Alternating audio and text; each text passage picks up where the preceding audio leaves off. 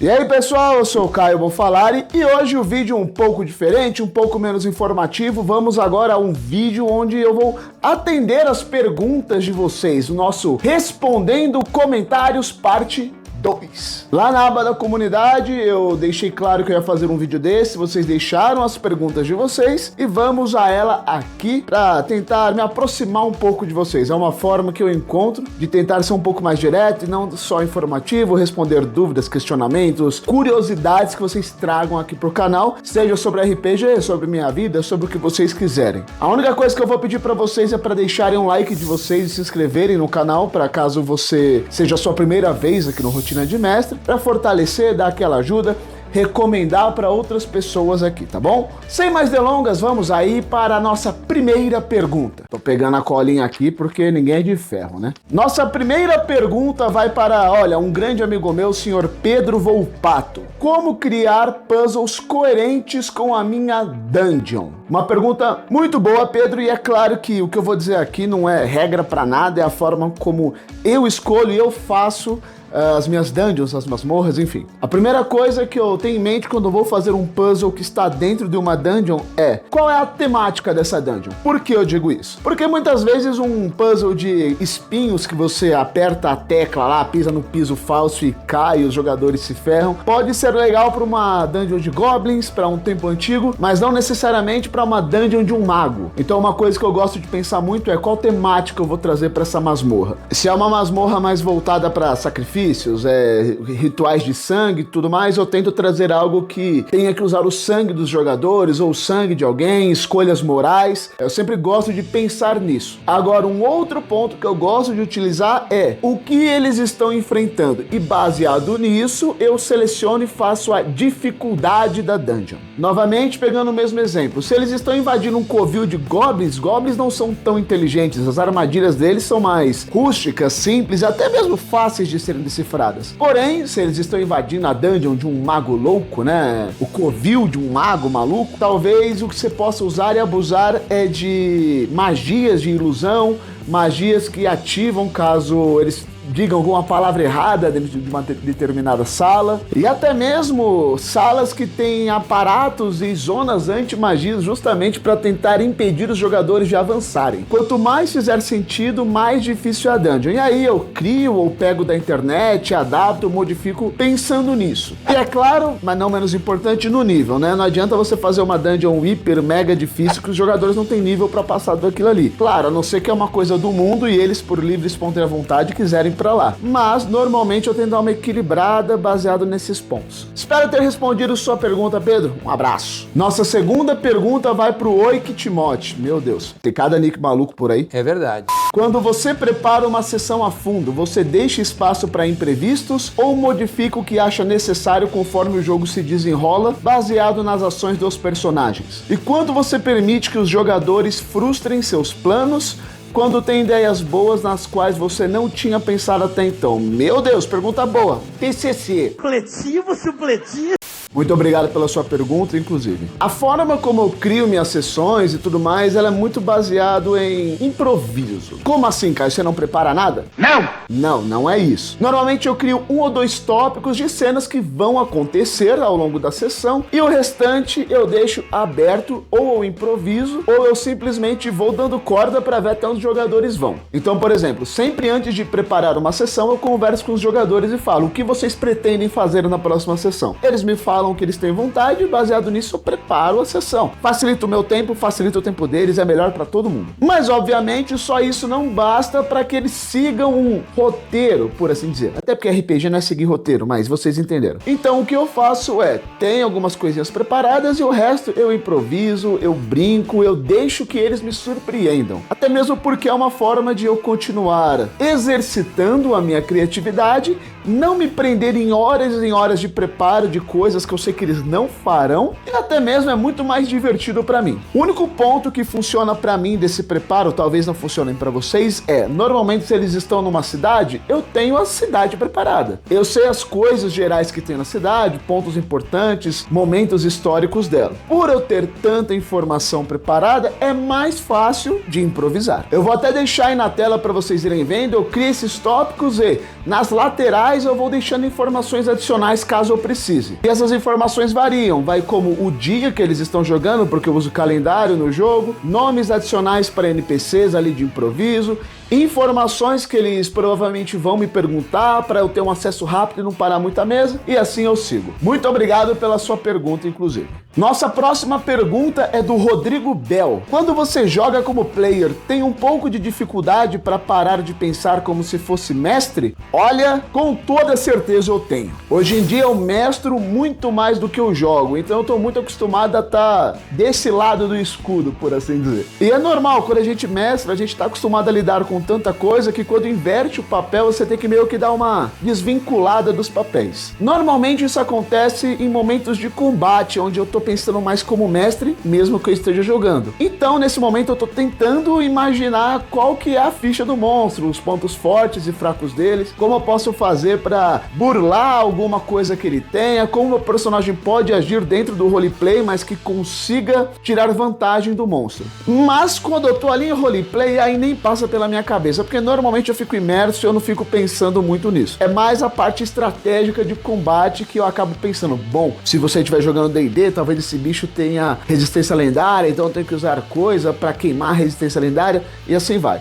Mas quando eu tô no roleplay ali brincando, tranquilo, interpretando, nem passo, eu até esqueço, na verdade. Obrigado pela sua pergunta, Bel. Nossa próxima pergunta é do Jean Walper. O que você acha de personagens dos jogadores simulando romances dentro da mesa? Cara, opinião polêmica. Mentira, não tem nada de polêmico aqui. Ainda bem.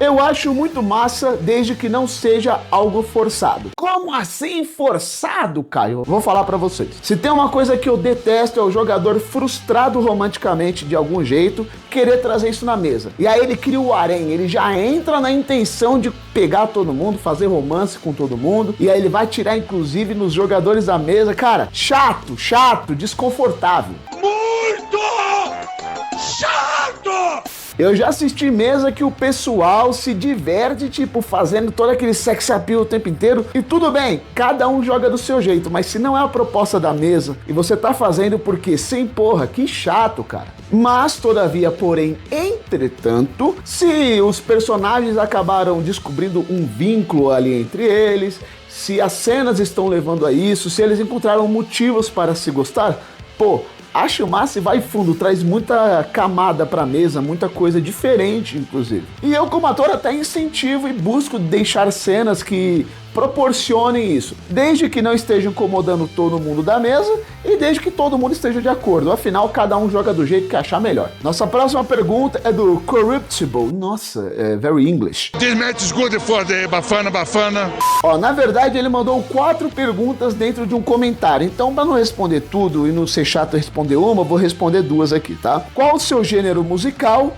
E na sua opinião, qual seria um bom RPG para iniciantes, que seja fácil de entender? Maneiro essa aqui. O gênero musical que eu mais gosto é rock, classic rock, hard rock, é os que eu mais ouço e mais gosto. Mas eu também gosto muito de ouvir trilha sonora, tanto de games e filmes que eu gosto, me apego, eu tenho vontade de interagir de alguma forma um dia. Gosto também de um sambinha ali de vez em quando com a família, um pagode, acho maneiro. Só não gosto de axé e funk, não desce pra mim é horrível e, enfim, gosto, né? Quanto a um RPG fácil para iniciantes, eu não sou o cara que mais conhece RPG no mundo, muito menos que joga um monte de coisa, mas dos que eu joguei, dos que eu gosto, que eu acho que os iniciantes se dariam muito bem, é o Avatar Legends RPG. E isso porque ele é muito simples, ele é bem fácil de você pegar a mecânica. Você cria a ficha em 10 minutos, 15 no máximo, e é muito de boa para as pessoas começarem a entender como ele funciona. É 2d6, se chegou no número ali ou não, você passa ou falha, sem dificuldades. Espero ter respondido a sua pergunta. pergunta, Corruptível. Acho que era isso. Nossa próxima pergunta é do Isaac Nogueira. Qual pra você é o tipo de jogador mais difícil de lidar? Pra mim são os jogadores autoconscientes, pra não falar metagamers. Muito obrigado, inclusive, pela pergunta, Isaac. Pra mim, jogador metagamer nem é gente, sobe os créditos. Now the world don't move to the... Mas enfim, metagamers são o tipo de jogador que eu não gosto na minha mesa e normalmente se a pessoa comete muito metagame eu nem chamo mais pra jogar. Claro, é muito difícil você não cometer metagamer em nenhum momento do jogo, vez ou outra escapa, mas aí você ajusta a narrativa ali sem problema. Se tá tudo conversado, é assim, sem BO nenhum. Agora, o que eu não gosto, o tipo de jogador que eu tenho mais dificuldade de lidar é o jogador desinteressado ou que não conhece bem o seu personagem. Esse jogador atrasa a vida de todo mundo, atrasa a vida do mestre que preparou um monte de coisa pensando nele e ele ou não se interessou, ou não tá nem aí. Se é o jogador que não sabe o que a ficha faz, ele prejudica a história, prejudica o personagem dele e prejudica os outros da mesa também. E aí o cara não sabe o que a ficha vai fazer, toda hora tem que ficar lendo, usa de uma maneira nada inventiva, nada criativa, isso quando não usa errado. Então assim, pra mim isso é o pior tipo de jogador. É chato de lidar, é um saco, sem paciência. Nossa próxima pergunta aqui é do Rodrigo Soares. Como nerfar algo sem deixar seu jogador nervoso? Pergunta interessante. Acho que basicamente, como tudo na vida, você conversa com o indivíduo. Pense que o jogo tem que ser divertido para todo mundo, tanto os jogadores quanto para o mestre. Se algo não tá divertido para o mestre, ele também tem que chegar e falar e todos chegarem num consenso. Não vejo problema nenhum nisso. Mas também vamos ter bom senso. Tem muito mestre que eu já vi querer nerfar rage de bárbaro porque não gosta que o bárbaro tenha resistência. Pô, vai pra merda também, né? Seu animal! Ou então nerfar o Divine Smite e fazer que nem a Wizard fez no último livro. Meu Deus, e eles se dizem bons games designers, pra vocês verem. Se não for nada sem motivo, sem problema, que não acabe com a história, com a campanha ou principalmente com a diversão do grupo, pra mim é só conversar que dá pra resolver tranquilamente. Muito obrigado pela sua pergunta, Digo. E no fim, vamos pra última pergunta aqui desse vídeo, uma pergunta do Gabriel Moraes. Como você escolhe o que priorizar numa campanha? Combate, trama, roleplay, social, etc. Você acha que alguns sistemas facilitam mais ou menos nesses aspectos? Com toda certeza, mas também tem muita influência do mestre. Primeiramente, eu acho que vai muito do que o grupo quer, a proposta da mesa em si. Por exemplo, tem uma mesa que eu mestro atualmente de D&D 5ª edição, onde a gente tá ali muito pela história em si, mas a gente adora rolar uns dados de combate também, então é bem meio termo. Então a grande maioria das vezes a gente tá ou investindo na história, buscando background, tentando entender o mundo, mas para não ficar chato, eu também mando várias missões que eles pegam e vão fazer para rolar uns dados e bater em monstro. Então, particularmente, eu gosto de colocar combates onde tem algo importante ali, tem um objetivo, ou tem algum impacto para ser mais interessante para todos. Já em uma outra mesa onde eu sou o jogador, que é a Maldição de Strahd, lá a grande maioria do pessoal é ator. E por ser ator, a gente adora interpretar personagem, adora uma palestrinha ali, a gente adora essas nuances. E em uma campanha que tem tanta luta como em Maldição de Strahd, a gente ficou 8 sessões sem ter um combate. Exatamente. E tá tudo bem, a gente se divertiu e agora tá tendo mais combate e tá seguindo, mas foi o tempo que a gente achou para criar um vínculo entre os personagens e se tornar divertido. Então eu vou dizer que depende muito do que o grupo quer primeiramente, o que eles buscam. Agora, quanto a sistema, com toda certeza, tem sistema para todo tipo de gente e alguns priorizam mais coisas do que outros. Por exemplo, eu jogo muito D&D, eu gosto de D&D, apesar de eu encontrar muitas falhas nos sistemas e que assim são falhas quase infantis de tão ruins, é o sistema que eu mais gosto de jogar. E aí a Wizard fala que o D&D ele é focado em 3 pilares: exploração social e combate. Mentira deslavada. Na minha visão, D&D não tem mecânica de exploração que seja interessante, muito menos de social. O que acontece é que as mecânicas